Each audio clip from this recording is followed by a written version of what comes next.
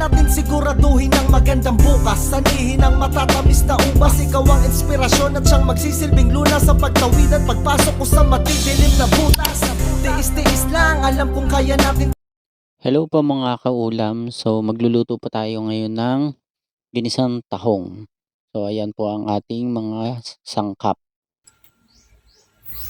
Ayan mga kaulam, luto tayo ng ginisang tahong.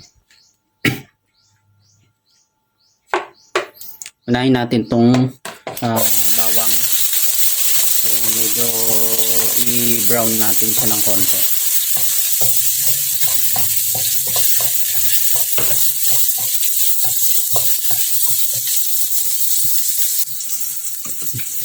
Napakabango talaga pagka yung luya ang ginigisa.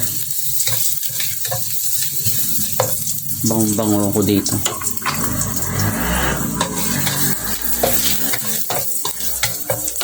Yan, tasunod na natin itong bawang.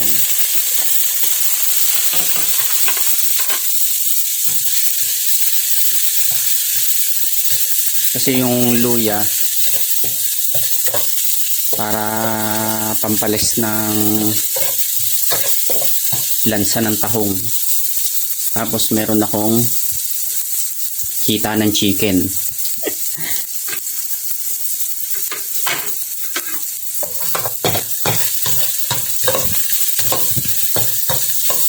Yan, medyo ipa-brown lang natin siya ng konti.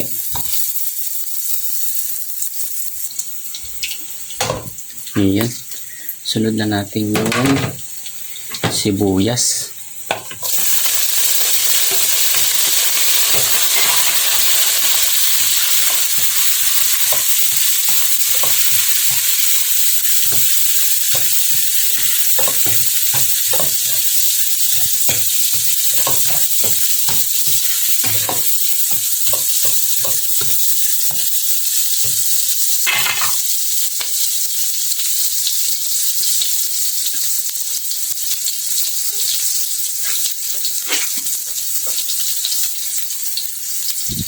Ayan, sunod na natin itong tahong.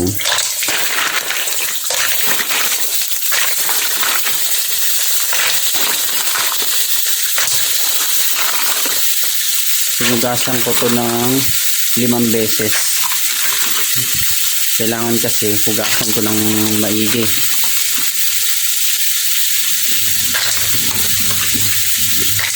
Ayan.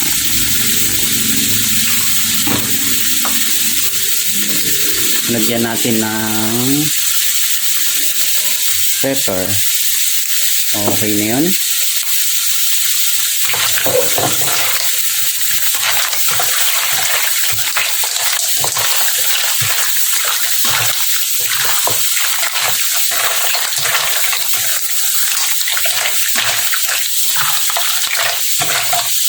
Grabe, napakabango ng amoy.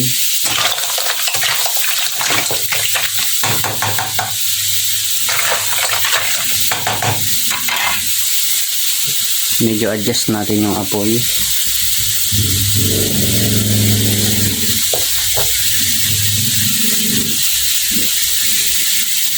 Yan, gigisahin muna natin siya, no?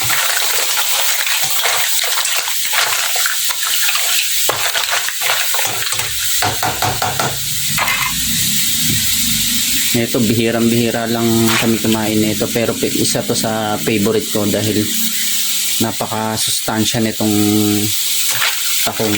Lalo na lalagyan mo pa siya ng mga gulay.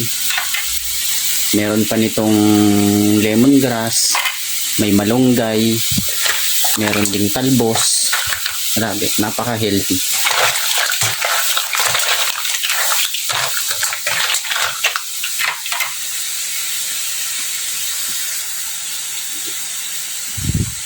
Yan, ngayon lagyan na natin siya ng isang basong tubig kasi mas gusto nila yung may sabaw at maraming sabaw dahil masarap higupin yung sabaw nito.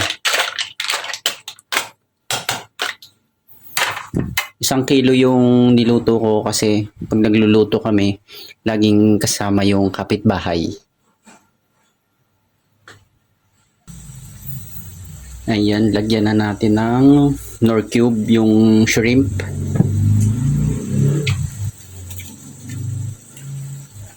Lagyan din natin ng pampaalat.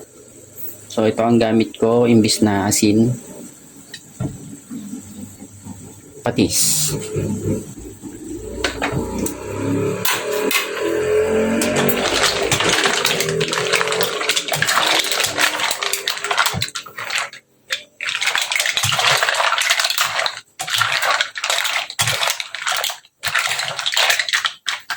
Napakabango ng amoy. Dagdagan pa natin ng 1 basong sabaw. Dahil talaga naman yung sabaw parang tubig sa kanila. Kung higupin naman talaga napakasarap kumain. Ayan. So pakuluan lang natin kahit mga 2 minuto. Ilalagay na natin yung hita ng manok. Takpan na natin.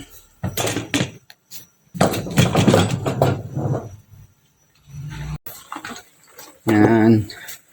Hulog na natin to lahat. Talbos ng kamote.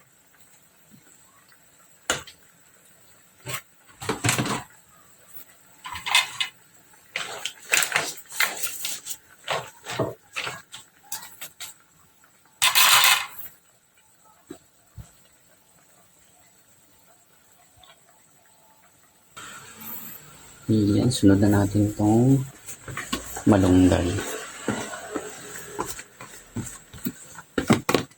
Simutin na natin, sayang yung dahon.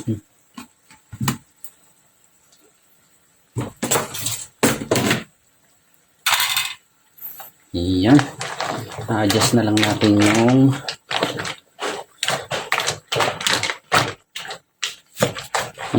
timpla.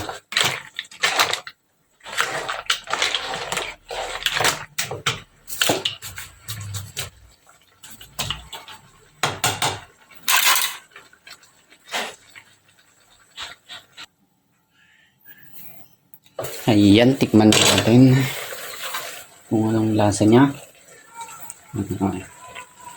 Muna tayo ng pananda.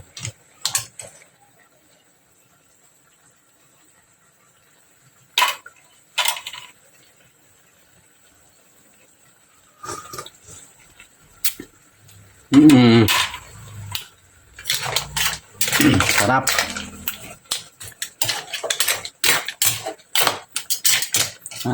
Ayos na to sa pananghalian.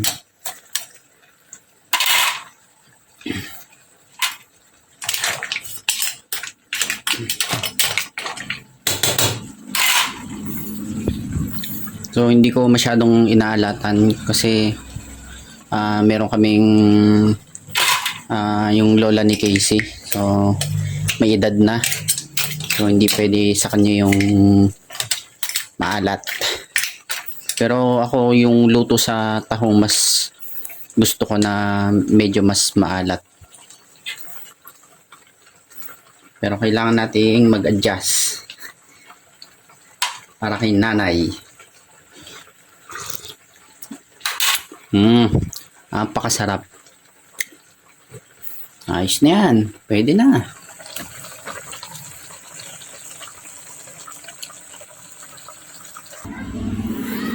Iyan, sasandukan na natin si nanay. Para habang mainit pa yung ulam, kailangan ibigay mo na. Hindi yung kung kailan malamig na, tsaka mo pa siya bibigyan. Yan, kung magbibigay kayo, kailangan yung mainit. Punuin na natin. Para yung iba makakain din. Sabaw.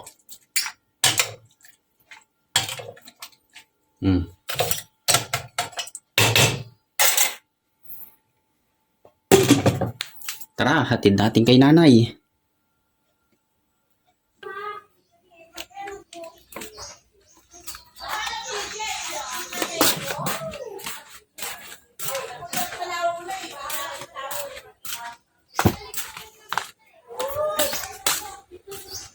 Nay, Ay! Ano? Ay, talaga naman. tahong. Mayroon na naman. Kain ka na. Salamat. Wala pa si Kila Casey, mamaya sunduin ko pa. Napasok pa? Alas 12 pa yon. Mga tanghali na gumising eh. Ay. Dapat ang pasok kasi ni Kit 8 to 10. O ay ngayon, Tanghali lagi nagpupuyat yung bata. 10 hanggang 12 na. Sige na, kumain ka na. Oo, Okay. salamat.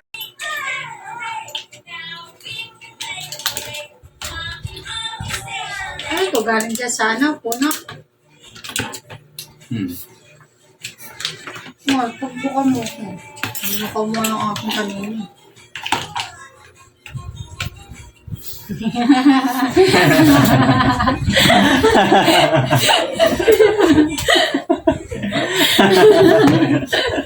Nakalive ba?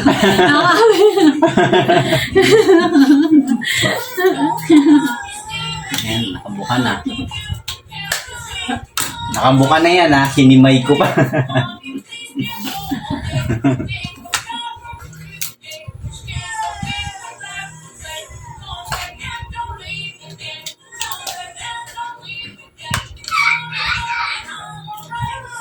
Nakalive, nakabidyo ako.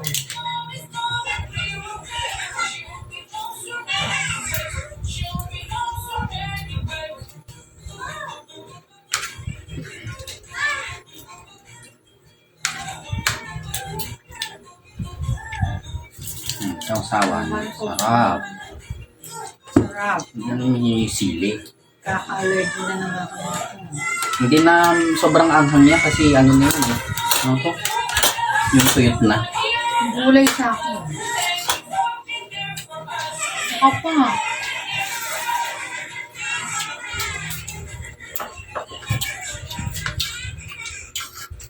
Saka na yun.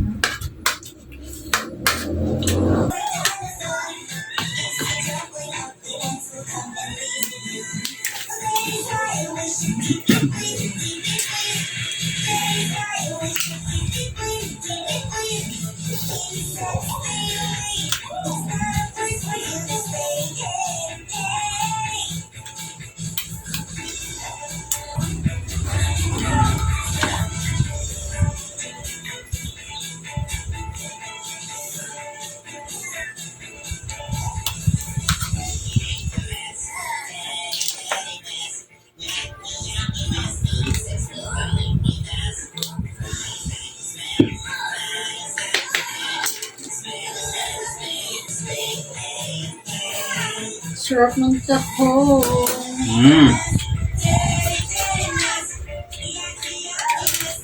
Sikip ng taho. Sarap.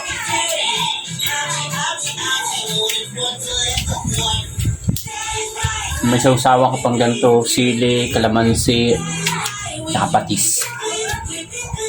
Yan ang partner na ginisang taho. May kwentong tahong po si Dun. Panghimagas yun. Ay, early pa lang. Early breakfast. Umagas, wala ka pa nga nakakain. Muna nga.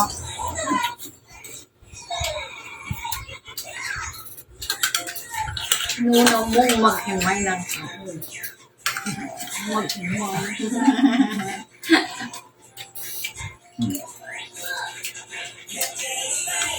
Nakakamiss yung gantong ulo. Pag bihira ka lang magluto.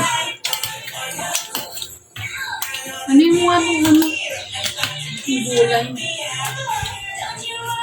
Ganun yung yung kamay. Kaya na yan ang kutsara. Sa sulok, nakalimutan.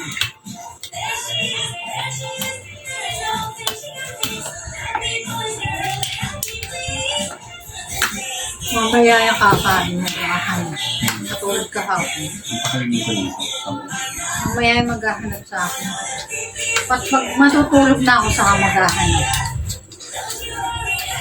Ganun maghanap eh.